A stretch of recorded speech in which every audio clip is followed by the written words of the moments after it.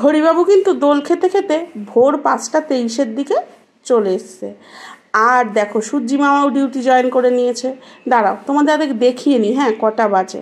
আর 5:23 মধ্যেই কিন্তু প্রিয়দর্শিনীর সকালবেলার ব্রেকফাস্টও কমপ্লিট, আর ফুল মেকআপ করে প্রিয়দর্শিনী আমার রেডি ঠাম্মির কাছে যাওয়ার জন্য।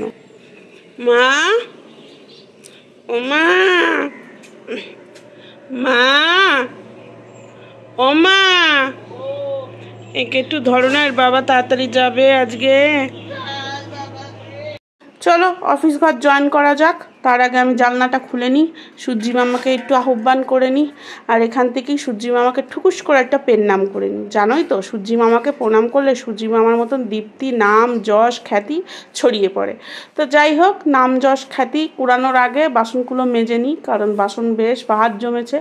রোজ ভাবি রাত্রে মেজে রাখবো, কিন্তু ওই 12টার সময় বাপু বডি আর চলে না, তখন মনে হয় একটু ঢুপু করি। সুপ্রভাত, তোমরা সবাই কেমন আছো? আশা করছি তোমরা সবাই ভালো আছো। তোমাদের ভালোবাসায় আমরাও ভালো আছি। বড়দের প্রণাম আর ছোটদের ভালোবাসা জানিয়ে আমি আমার ছোট্ট ব্লগটা অনেক আগেই শুরু করে দিয়েছি।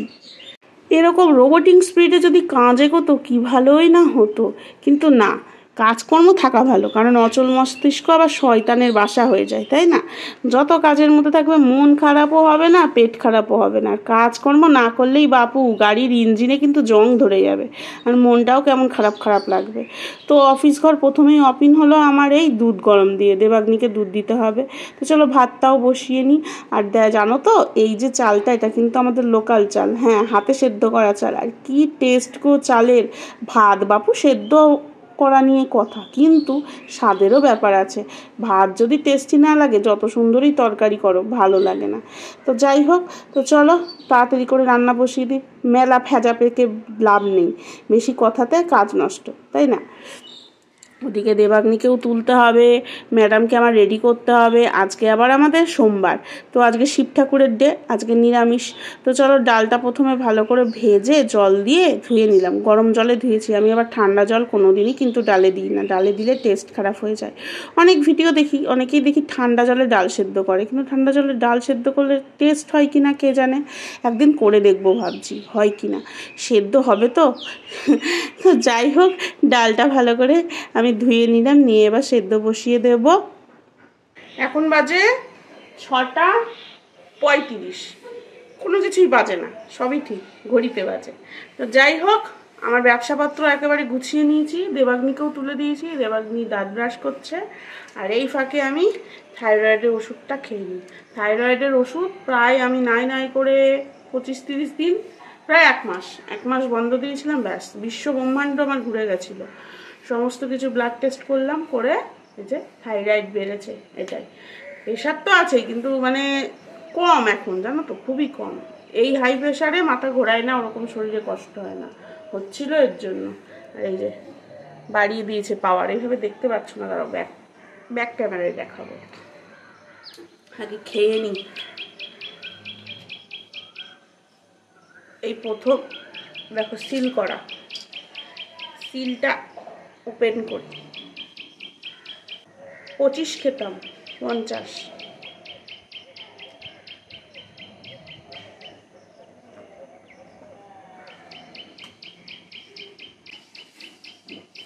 বহু স্বাদ করে এবার ধানতেরাসে নিয়েছিলাম তামার গ্লাসটা, তামার গ্লাসে জল খাবো, কিন্তু খাওয়া হয়েই ওঠে না। খেতাম ঠান্ডা পড়ার পরে না, আর খাওয়া হচ্ছিল না। সকালবেলা ওই জল যদি রেখে দিতাম, রেখে দিয়ে সকালে যদি খেতাম, ও একেবারে ফ্রিজ ফেল হয়ে যেত, এত ঠান্ডা থাকতো। তারপরে কোথায় গুটিয়ে গেছিল, আর হাল দেখেছো এর কি অবস্থা, মনে হচ্ছে যেন একেবারে সেই প্রাগৈতিহাসের জিনিস। শুধুমাত্র বাসন মাজার জেলটা দিয়ে মেজেছি, এবার ভালো করে লেবু অ্যাপ্লাই করতে হবে, দেখি কি হয়। তারপরে এই দেখো ব্যাক ক্যামেরায় দেখাবো বললাম, দেখেছো? চলো কাজ করে নিই। আমার দেবাগ্নি কিন্তু এখন অনেকটাই বোঝে, জানো তো, ধীরে ধীরে ম্যাচুয়ার হয়ে যাচ্ছে। আগে ডাকলে কান্নাকাটি করতো, হাত পা ছুটতো, সেজন্য একেবারে রাম রাবণের যুদ্ধ বাধ্য, কিন্তু এখন ডাকার সঙ্গে সঙ্গেই উঠে যায়।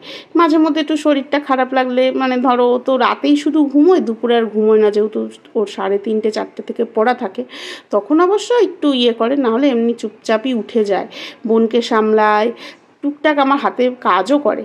তো যাই হোক, এবার আমি দিয়ে দেবো হচ্ছে এই আমটা। হ্যাঁ, মুগ ডালেই না আমার আম বেশি ভালো লাগে, জানো তো। আম ডাল তোমাদের দাদা আবার পছন্দ করে না, এর জন্য একেবারে খুচরো লেভেলের আম দিচ্ছি একটুখানি। তোমার দাদাকে এমনি ডাল দেবো, আর আমি ওই আমটা আমি নেব। আর যেহেতু কম দিয়েছি আর বেশি সেদ্ধও করব না, তাহলে টকটা যাতে ডালের মধ্যে না ঢোকে। আর করব সর্ষে পটল। আর পটলগুলো দেখেছো একদম আমার মতন সাইজ। এদিকে আমাদের গেটটাই খোলা হয়নি, মা এই কাজটা করে, কিন্তু ওই যে প্রিয়দর্শিনীকে সামলাচ্ছে বলেই তো আমি রান্নাটা করতে পারছি। তো দেবাগ্নি চলে গেল। তো চলো বাদবাকি রান্নাগুলো আমি সেরে নিই। ওইদিকে পটলটায় গায়ে হলুদ দিয়ে নিলাম, দিয়ে পটলগুলো ভাজবো, অল্প করেই ভাজবো, কারণ দুপুরবেলা আবার একটুখানি নরম নরম পাকা পাকা সেই যে কিনেছিলাম করলা, সেই করলাগুলো ভাজতে হবে, তাই অল্প করেই এখন পটল ভাজছি। আর এদিকে দেখো আমার ডালটাও সেদ্ধ হয়ে গেছে, প্রায় ফোড়নও দিয়ে দিয়েছি। আর করবো ওই যে পটল শস্য, তার জন্য আবার সর্ষে বাটতে হবে। আমার মিক্সিতে বাপু সর্ষে বাটলে একেবারে তেতো লাগে, এর জন্য হাতই ভালো, আপনা হাত জগন্নাথ, কি বলো? চলো ঝপঝপ করে কাজগুলো সেরে নিই। ওদিকে আবার বিছানাও গোছাতে যেতে হবে। তোমাদের দাদা উঠে গেছে, তোমাদের দাদা যদি তাড়াতাড়ি উঠে পড়ে ওই গোছায়, কিন্তু যেদিনকে ওঠে না সেদিনকে আমাকেই করতে হয়। অনেকটা কাজ এগিয়ে দিয়ে যায়, সেটা আমারও সুবিধা হয়। তো চলো এই জামা কাপড়গুলো এগুলো এরকমই থাক, বালিশ ক্যাথাপত্র এরকমই থাক, ওই ওপরেই চেয়ারটাও বসিয়ে দিয়েছি, কারণ তোমাদের দাদার টিফিন গোছাতে হতো, খেতে দিতে হতো। এবার তোমাদের দাদা চলে গেল, আবার আস্তে ধীরে সুস্থে সমস্ত কাজগুলো সারবো। ম্যারাথন দৌড় শেষ, এবার 100 মিটারের দৌড় দৌড়াতে হবে।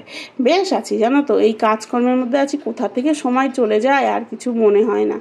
চলো বাসনগুলো জমা করে রেখেছি, কিন্তু গ্যাসটাকে ভালো করে স্নান করে নিলাম। বাসন পরে মাজবো, আগে দেবাগ্নি আসুক, দেবাগ্নিকে খাওয়াবো, থালাটা হবে, আমি কিছু খাবো, তারও বাসন হবে, পরে মাজবো। আমার দেবাগ্নু স্কুল থেকে আসা এখনো মোটামুটি ধরে নাও 1 ঘন্টা দেরি আছে। আর প্রিয়দর্শিনী তো এখন আছে মায়ের আন্ডারে, মা ডিউটি দিচ্ছে। সেই ফাঁকে আমি একটু ব্রেকফাস্ট করে নিই।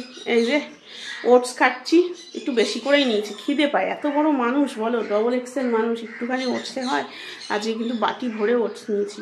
আর হ্যাঁ চলো তোমাদের একটু আমি দেখিয়ে দিই, সবই তো দেখায় আমার, মানে লাইফটাই তোমাদের সামনে একেবারে পুরোটাই তুলে ধরার আমি চেষ্টা করি। আমি না ওই লুকো ছাপাতে আমি বিশ্বাসী নই। দাঁড়াও, সূর্যি মামা একেবারে ঘরের মধ্যে ফুল ফোর্স নিয়ে চলে আসছে, ক্যামেরায় এসে অ্যাটাক করছে। কিরকম আসছে ছবিটা কি বলতো, যত দেখবে নিজের লাইফটাকে নিয়ে নিজে লুকাবে চোরাবে, তত দেখবে মানুষ সেটা যদি জানে না সেটা নিয়ে বেশি সমালোচনা করে। এর জন্য আমি আগাগোড়াই ছোটবেলা থেকেই আমার গোপনীয়তা বলে কিছু নেই। তোমাদের দাদার সাথে 4 মাস প্রেম করেছি, বাবা মাকে জানিয়ে দিয়েছিলাম, আমার বিয়ে থাওয়া ঠিক হয়েছিল আগে থেকে, ঠিক আছে। মারধরও খেয়েছি, গালাগালিও খেয়েছি, পরে পাইলে পুইলে বিয়ে করে নিয়েছে। বান্ধবী টান্ধবীরা তো জানতোই। আমার লাইফে কোনো লুকানো চোরানো কথা বলে কিছু নাই, পছন্দ করি না। সেই নিয়ে লোকে সমালোচনা করবে, ফিসাফিসি হাসাহাসি করবে, তার থেকে আমি জানিয়ে দেবো, কোনো সমালোচনাই হবে না। হ্যাঁ কিছু কথা গোপন রাখতে হয়, তাই না, যেটা হচ্ছে ভবিষ্যৎ প্ল্যান, সেইটা কাউরে কইলে চলবে না, সেটা একেবারে সুপি সুপি করতে হবে। শুধুমাত্র একজনকেই জানানো যাবে, সেটা হচ্ছে লাইফ পার্টনারকে। এই দেখো আমার থাইরয়েডের রিপোর্ট এসছে, সুগার টেস্ট করা হয়েছে, ব্লাড টেস্টের মধ্যে সুগার আর থাইরয়েডটাই টেস্ট করা হয়েছে। আর ব্লাড প্রেশার তো রয়েছেই, প্রেশারটা খুব বেশি না, হ্যাঁ, যে একেবারে নিচেরটা 80 আর ওপরেরটা হচ্ছে 150। তার জন্য যে এত মাথা ঘোরে না ডাক্তার বলছে। তো তারপরে দেখলাম যে 1 মাস মতন খাইনি, তাই এই দেখো ব্যাক ক্যামেরায় দেখায়, এই যে আমার নাম বড় বড় করে দেখতে পাচ্ছ তোমরা, আর এই হচ্ছে আমার রেজাল্ট থাইরয়েডের।